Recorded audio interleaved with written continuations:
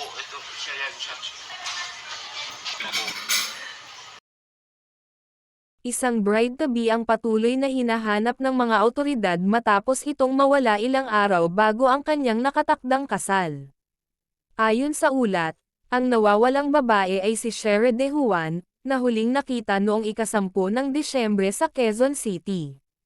Batay sa CCTV footage, huling naispatan si Sherry sa isang Petron gas station sa North Fairview.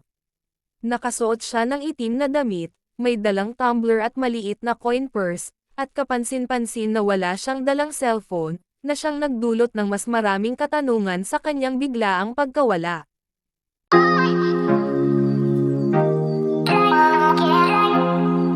Kinumpirma ng Quezon City Police District na ang fiancé ni Sherry ay itinuturing na person of interest. Mahalagang linawin na ang person of interest ay hindi automatikong suspect, kundi isang taong maaaring makatulong sa investigasyon. Ininterview ng pulisya ang fiancé at kapatid ni Sherry ng halos 7 oras upang makakalap ng karagdagang impormasyon tungkol sa huling kilos at kalagayan ng nawawalang bride. Upang mas mapabilis ang paghahanap, itinaas na sa 150,000 piso ang reward para sa sinumang makakapagbigay ng impormasyon na magdadala sa kinaroroonan ni Sherry.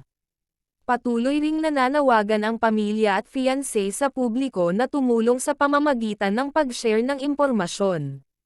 Sa ngayon, patuloy ang masusing investigasyon ng pulisya.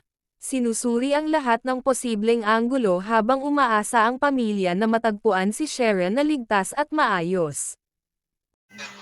Wala na yun dito. Wala na, sir.